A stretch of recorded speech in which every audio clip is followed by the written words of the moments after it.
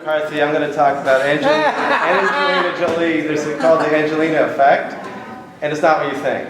You know, she may, when you watch movies, and she may have an effect, a spellbinding effect. But I'm going from the father genetics, and as an introduction to Suba, to Angelina Jolie at 160 years in 5 minutes. So basically, I want to give you a little primer about where we are with genetics.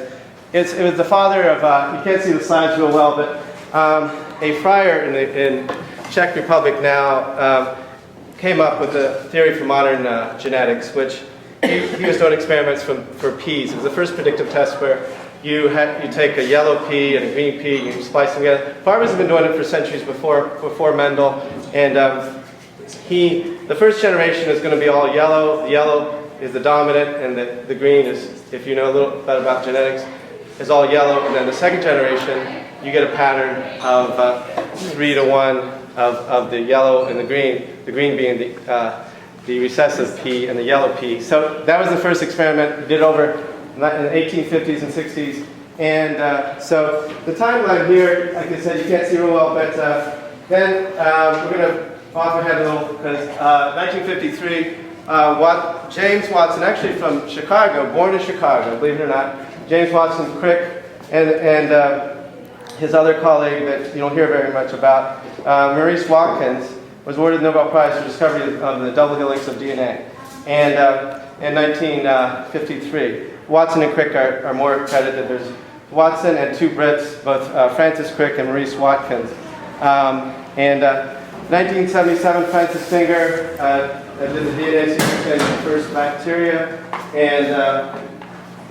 And 1983, Huntington's disease, the first gene was mapped in 1983. And Huntington's disease is a very deadly musculoskeletal disease.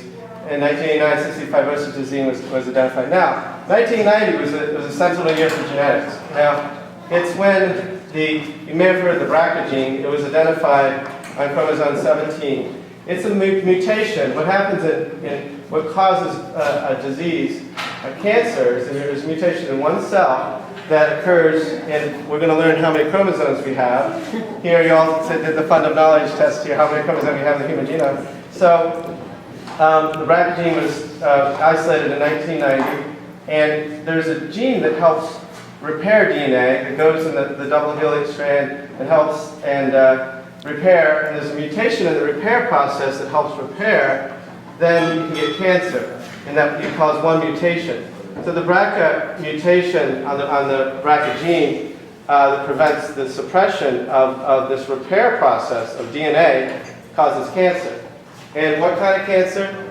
Primarily breast and ovarian cancer. So the BRCA gene, so remember that fact. We're going to come back to that. And also in the 1990s, the Human Genome Project. U.S. government sponsored something. Again, the U.S. government actually did something good, I believe, here. It was to be a 15-year, 20-country project, totally funded by the U.S. government, $3 billion. There are 3 billion base pairs in DNA. You think how complicated one DNA strand is. We had 20 countries working, and it was a 15-year project. We finished 2 years early in 2003, and mapped out some 20,000 genes that we have in the human genome.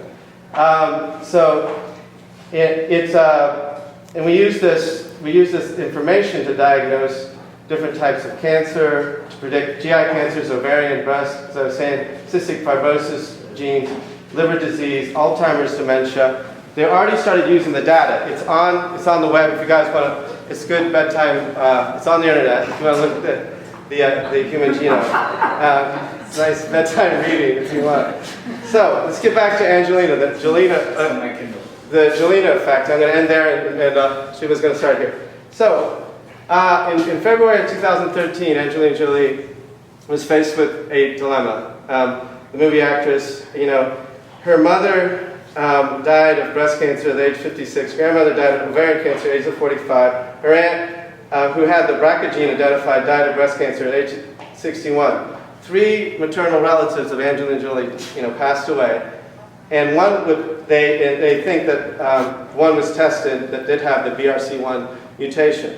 So she decided to have a double mastectomy. It was very controversial, but Myriad Genetics, interesting, a private company that does the test. You know, she had, I think, unlike Jenny McCarthy, I think she did use some science for her decision. The percentages are for women, and I'm just going to tell you this as, you know, as a public screening also, that we should be here for screening. And 12% of women may have breast cancer in their lives. 12%, that's significant. With the BRCA mutation, it's 60%. And 1.4% of all women have ovarian cancer. With the BRCA mutation, it's 15 to 40%. So, by the way, she's going to probably get her ovaries removed too soon. There's another announcement I just saw just last night when I was researching. So she made a decision based on, go back to Mendel, he predicted the peas, you know, what the color of the peas were going to be 160 years before. And Angela Jolie used that same predictive information to decide on what to do, you know. Now, 20% of women actually, when they get the BRCA test by Myriad Genetics, they will elect to do the mastectomy, and 80% do more intense screening. But you all should know the general screening for cancer in general, breast cancer included, and I think the message is understand screening and know what genetics can do for you. And that, I'll leave it to Gary's going to talk about somewhat how it can help her with medications. Sure. But first, I wanted to start out with the vote out there and your guesses as to how many chromosomes are in humans. I like all your answers, and I wish we had 78 chromosomes, but that's way too much information than we need. We have 46, which is the most number on the board. Do you know why we have 46 chromosomes? Anybody? What is 46 indicative of? 23 pairs. So there's 23 pairs of chromosomes, okay? So there's 22 pairs of autosomes and 1 pair of sex chromosomes. So we get 23 chromosomes from each parent. That's why we have 23 pairs.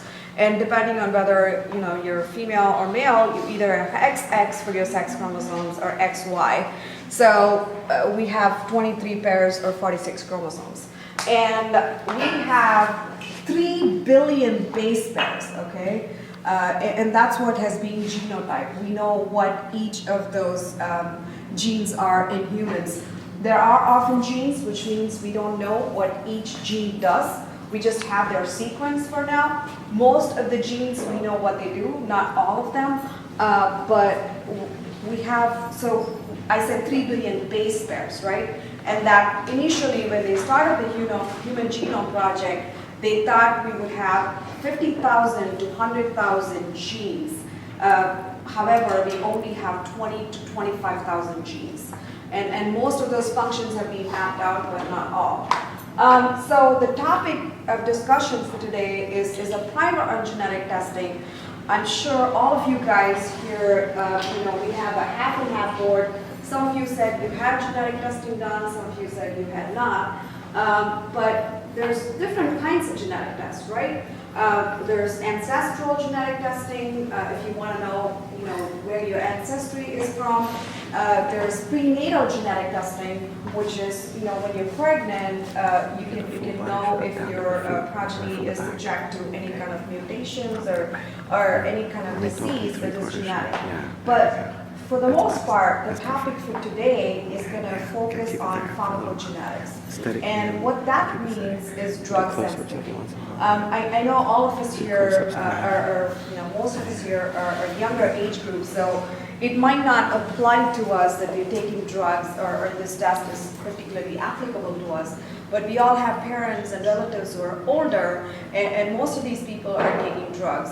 And this test is very important to know if the drugs we are taking even works for us. And this is another example. I just wanted to show you how you could be different, right? So we talked about how the warfarin doses for 3 people of the same age group and same sex and same physical attributes is different. This is just another example to show you. So drugs are metabolized in our body, right? So when you give a person a drug, the drug needs to be eliminated from the system, or the drug needs to be activated to produce its therapeutic effect, right? For example, codeine, it needs to be activated to morphine to be functional. But in some people, the drug that metabolizes codeine to morphine, which is in this case CYP2D6, it's either a poor or ultra-rapid metabolizer, which means there's going to be very different effects. So for example, if CYP2D6, which is the enzyme that metabolizes codeine, is a poor metabolizer, you're actually going to get inadequate morphine. So think about this, okay? We have patients who physicians think are actually drug seekers because of this, okay? So because the patient might be poor metabolizer for CYP2D6, a patient is going to a physician and saying, hey doc, you gave me codeine, but it's not actually working for me. I still have pain, and give me more. And the physician could think, this person is a drug seeker, because there's a lot of this tight control on painkillers and how it's administered to patients. And the physicians would never know unless they perform this genetic screening and they say, oh really, you're a poor metabolizer, that's why you're not getting enough morphine, that's why it's not killing your pain. And this is very important for the physicians to know, the genotype of these enzymes in the patient. On the other hand, if the patient is ultra-rapid, that means you're producing more morphine, which means there's a morphine toxicity, and that's bad as well. So either way, we need to know, what this patient is. So it's good for us to know what this is before we get into it. So maybe you are, most of us in this room are hopefully healthy, we're not taking any medicines, but we have a friend or relative who's on medicines, and we should actually suggest this to them to say, hey, you should get drug sensitivity screening. You should get pharmacogenetic screening to know if the drug you're taking is even working for you.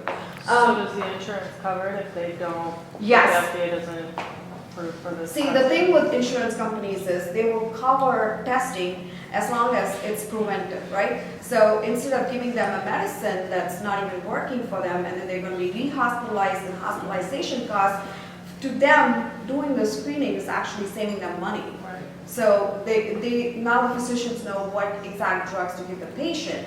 And in that sense, yes, Medicare covers it 100%, and other private insurances are now picking it up. So what is genomic medicine? So genomic medicine is absolutely going to change healthcare, that is for sure. It's going to provide knowledge of individual genetic predispositions. Actually, I think in the future, all of us are going to go around carrying genetic chips with us, with all our genetic information in there. So genetic predisposition to diseases, pharmacogenomics, which is drug sensitivity, also allowing population-based screening for certain, so for example, say Asian populations are more prone to diabetes, for example. If that's true, then it would make it compulsory for those particular populations who have more prevalence of the disease to be screened for those genetic inheritances. And finally, knowledge of these individual genetic predispositions will allow individualized screening. So, like I said, no two people are going to be the same. Especially, I know Dr.